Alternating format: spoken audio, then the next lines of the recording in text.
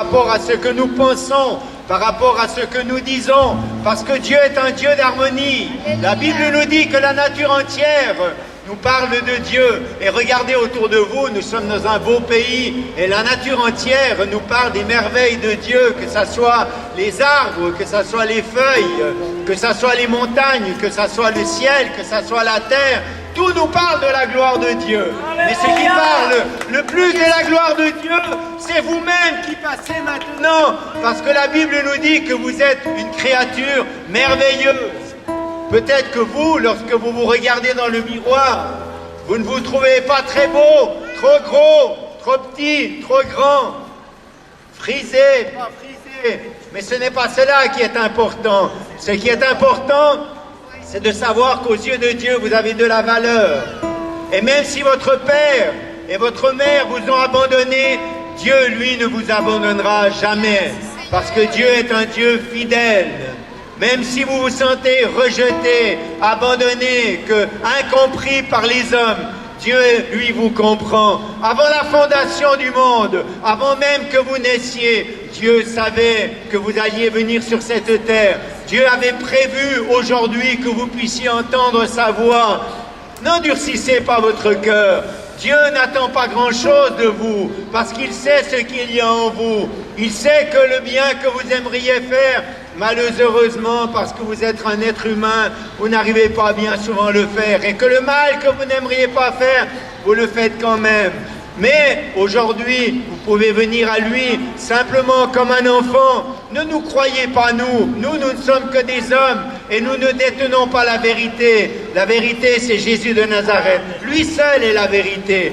Qui d'autre que lui a pu déclarer « Je suis le chemin, la vérité et la vie. Nul ne vient à Dieu que par moi. Si vous me connaissez, vous connaissez Dieu. » Aujourd'hui, il est possible non pas seulement de croire en Dieu, mais de connaître Dieu, de le connaître personnellement. Et pour cela, il faut un acte de Dieu dans votre vie. La Bible dit que cet acte s'appelle naître de nouveau. Il faut que quelque chose se passe dans votre vie. Si aujourd'hui je vous disais, aimeriez-vous recommencer à zéro ? Je suis sûr que beaucoup d'entre vous diraient, moi j'aimerais recommencer à zéro, si cela était possible. Alors je vous annonce une bonne nouvelle. Cela est possible. Cela est possible de recommencer à zéro, de tout effacer et de vivre une vie nouvelle. Vous avez un corps, vous avez une âme. C'est ce qui est votre personne, votre manière d'être, votre manière de penser, votre manière de réagir. Et combien de fois vous êtes obligé de reconnaître, comme moi-même du reste, qu'il y a des tas de choses dans notre âme qui nous déplaisent. Et cela, Dieu le sait. Mais Dieu veut vous donner quelque chose que vous n'avez pas et qu'il veut vous donner gratuitement, c'est son esprit, de façon que par son esprit, vous puissiez le rencontrer lui, parce que Dieu est esprit. Et ce que Dieu veut, c'est que nous devenions des adorateurs en esprit, en vérité. Vous avez vu, nous sommes derrière une belle église, mais Dieu ne se glorifie pas dans les églises. Dieu veut se glorifier dans le cœur de l'homme. Parce que ce qui a de la valeur aux yeux de Dieu, ce n'est pas l'apparence. La Bible nous dit que l'homme regarde à ce qui frappe les yeux. Dieu regarde au cœur. Nous, nous regardons aux apparences. Dieu regarde au cœur.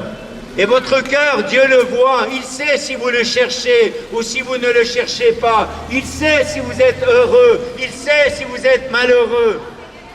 Mais aujourd'hui, lui, parce que Dieu vous a donné la liberté de choisir, lui peut se révéler à vous, changer votre vie, vous donner une vie que vous ne connaissez pas, où vous vous sentez aimé de lui, non pas pour ce que vous faites, mais comme vous êtes.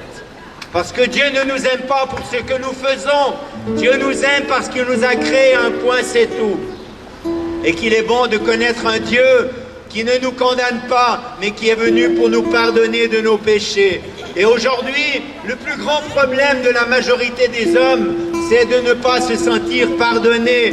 Nous disons du reste, loin des yeux, loin du cœur. Mais dans le cœur, malgré tout, tout ce qui n'est pas pardonné reste au fond de notre cœur. Et à cause de cela, en vieillissant, nous sommes malheureux. Mais Dieu est venu et a envoyé Jésus-Christ pour nous pardonner de nos péchés, pour effacer nos transgressions, pour nous donner un cœur nouveau, un cœur capable d'avoir les sentiments qui étaient en Jésus-Christ. Vous savez, Jésus, il était doux et humble de cœur. Jésus, lorsqu'il voyait les hommes, il avait de la compassion pour eux. Il n'était pas indifférent à la souffrance des hommes. Comme aujourd'hui, Jésus n'est pas indifférent à votre souffrance. Et lui est capable de répondre à votre souffrance, parce que lui-même a été un homme de souffrance, habitué à la douleur, habitué aux choses difficiles.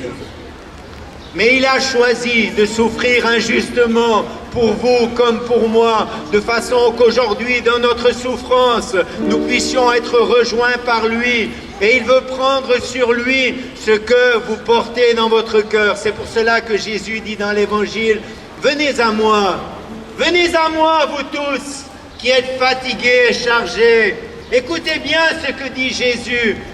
« Venez à moi, vous tous, qui êtes fatigués et chargés. » Il invite les hommes. C'est à vous à faire le premier pas. Lui, il a déjà tout payé pour vous. Et il vous dit, venez à moi, vous tous qui êtes fatigués et chargés, fatigués de la vie, chargés de la vie. Et ensuite, il nous dit, prenez mon joug sur vous et recevez mes instructions. Dieu veut faire un échange. Il connaît votre souffrance, il connaît le poids que vous portez dans votre cœur. Et il vous propose de faire un échange, de prendre sur lui ce que vous portez et de vous donner sur vous ce que lui est capable de vous donner. Vous savez ce qu'il veut vous donner? La paix, la joie, l'amour, la patience, la bonté, la bienveillance, la douceur, la foi, la maîtrise de soi. Alléluia. Dieu est un Dieu qui donne, c'est sa nature de donner. Dieu a tant aimé le monde qu'il a donné son Fils unique, afin que quiconque croit en lui ne périsse pas, mais qu'il ait la vie éternelle. Quiconque, qui est quiconque? Moi je suis quiconque, mais je m'appelle Michel. Et vous-même, vous êtes quiconque, mais chacun d'entre vous a un prénom. Ce quiconque, c'est vous-même. Et aujourd'hui, si vous entendez sa voix, comme Jésus le dit, quiconque vient à lui, Dieu veut lui donner l'assurance de la vie éternelle. En nous, il y a quelque chose qui nous fait peur, c'est la mort. Mais Jésus a vaincu la mort. Il est ressuscité des morts. Et lorsque nous recevons Jésus, il fait un miracle. Il arrache de notre cœur l'aiguillon de la mort qui s'appelle le péché. Et il nous donne en nous-mêmes l'assurance de la vie éternelle. Béni soit le Seigneur. Nous allons vous